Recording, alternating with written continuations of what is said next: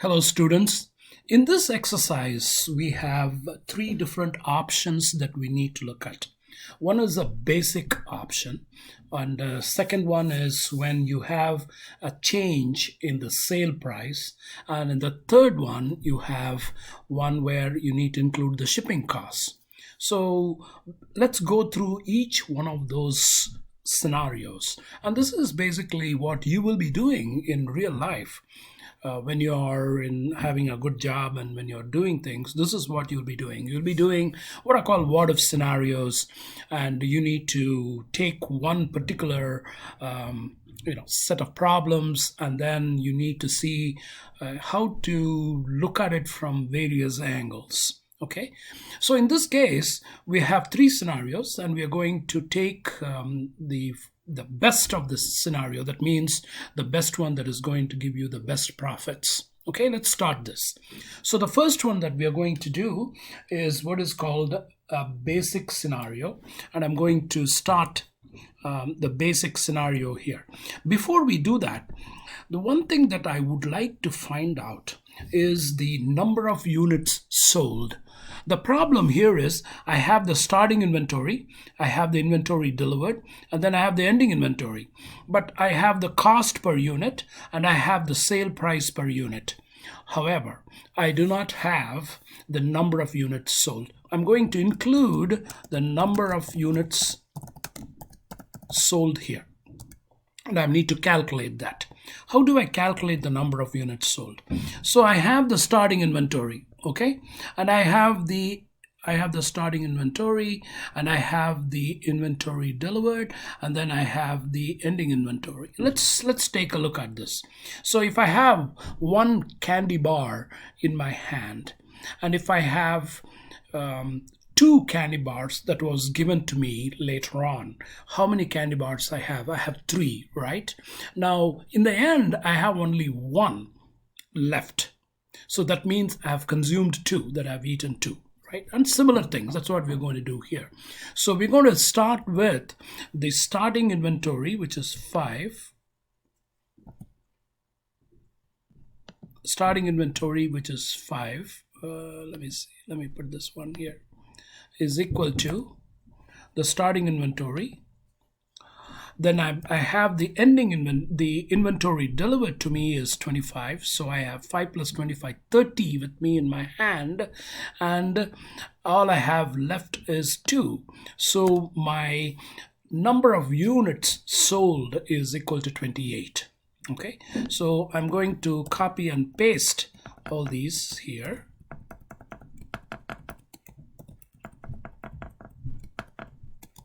So that I get the number of units for each one of my merchandise. Now I can start the basic, the basic option, which is the option number 1 that we have in the exercise. So the basic option, I need to start with two things. To find my profits, I need revenues and I need cost of goods sold.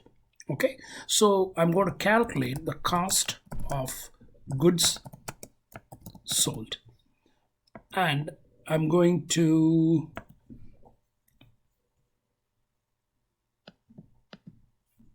let me see, make sure that I can see it, and there you go, I can see that cost of goods sold.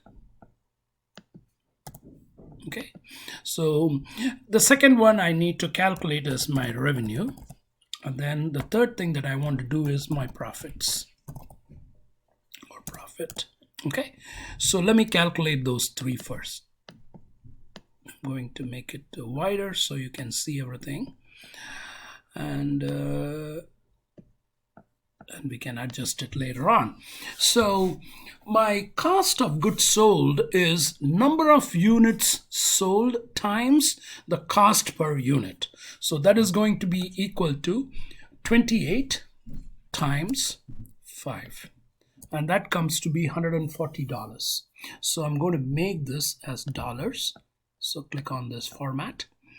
The revenue is going to be equal to the number of units sold times the sale price per unit, which is $10, and that is 280, and that I'm also going to make sure that I have in dollars. Okay, I'll make it a little bigger. And profit is going to be equal to the revenues minus the cost of goods sold. Now this comes out as in percentage. Well, it should be in dollars, right? So I'm going to click on this dollar, and that'll be $140, which is going to be my profit. And I'm going to show you how to calculate the profit margin later on. We don't need it right now. So now I'm going to take this and I'm going to copy and paste it to all my merchandise.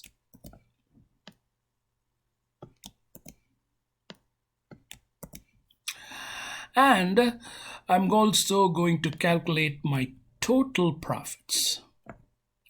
Okay, total.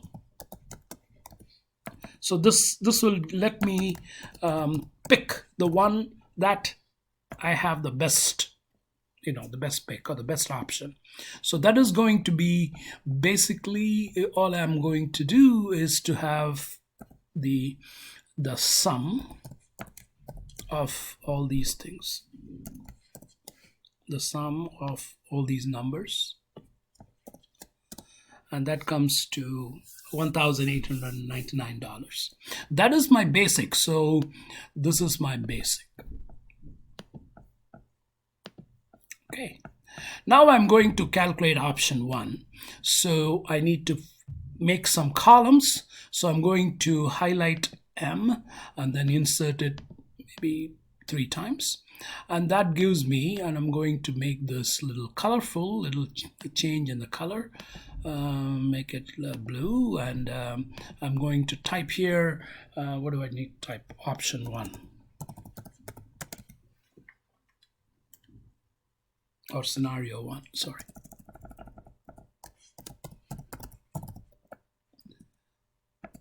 Scenario 1. So this is my basic scenario, and this is my new scenario 1. And okay, so now I'm going to do the same thing. I'm going to do the cost of goods sold, revenue, and profit. Now here we have to find the cost. We have to calculate something here. So I need to add another. The cost of goods sold is going to be pretty much the same, right? I mean, I'm not changing anything in this option. The only thing that I'm changing here is my sale price. The sale price has to change. So I'm going to include one column here, and I'm going to make sure that I have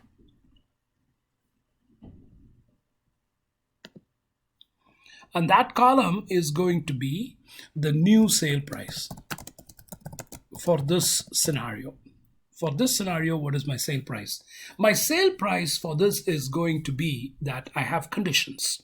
My conditions are that I have to make sure my conditions are, I'm going to use those conditions which are given. That is, I have 2 conditions. One is based on ending inventory. Another one is based on number of units sold. Okay, so if the number of units sold is greater than 35, that is one condition. The second condition is that the ending inventory should be, if it is less than or equal to 1, then if those 2 things are going to be there, I mean, in either one of them is going to be there, then I'm going to add $2 to the new sale price. That is a condition. So to do that, I need to do an if statement with 2 OR tests, which means I'm going to have equal to if, and I'm going to put an OR, and now I have 2 tests. The first test is going to be that if my ending inventory, which is this, ending inventory, which is the 2, ending inventory is less than or equal to 1, less than or equal to 1. That is my first test.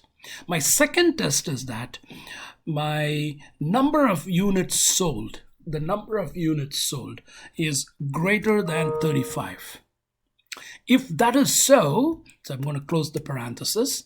Then I'm going to add $2 to the sale price, which is this, the sale price per unit, which is $10 plus 2. Otherwise, it is going to be just the number of the sales per unit. It's going to be $10 only, sale price per unit. So now I'm going to close the bracket, and I should be okay, right? And so I have $10 here. So let's change this to, let's copy and paste, and now you can see that it is $12 here. Why is it $12 here? Because my ending inventory is less than or equal to 1, which is 0. That is the reason.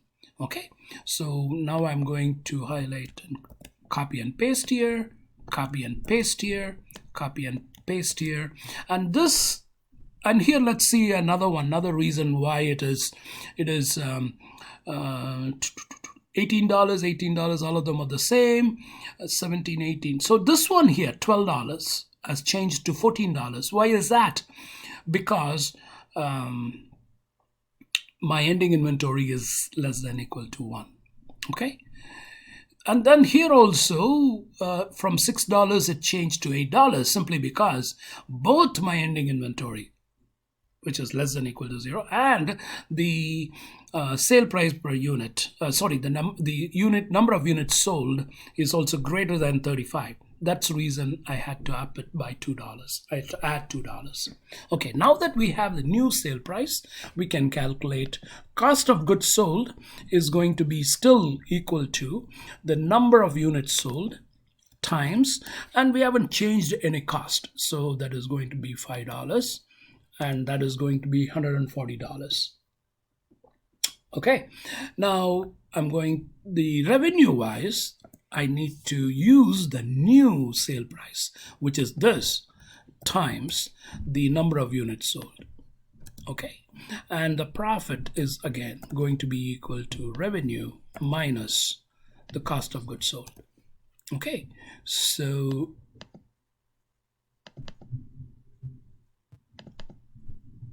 okay, adjust all this. I'm going to highlight this and then copy and paste here.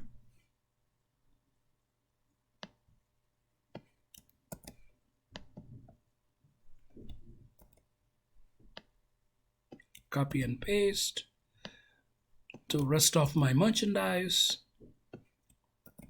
And I'm going to find the total, which is going to be the same. Copy and paste it here. And that is going to be my paste. So now I see this pound. That means I need to widen. Double click on this. It shows 2145 is my number. Okay, so I have now made two options. One is my basic scenario, and the second one is my scenario 1. So the scenario 1, I have profits of 140, 145, 115, 135, 175, so on and so forth. The total comes to 2145. Okay, now I need to do the third scenario. The third scenario, I'm going to, here basically, I have to have a new cost because I'm going to include the shipping cost here. So let's do that. I'm going to include 1, 2, 3, 4. Let me make these things a little smaller so you guys can see everything. So this is my third, the third scenario 2. So which is going to be scenario 2. And I'm going to make it a different color and then center it. Okay, so I'm going to continue this in my next video. Okay.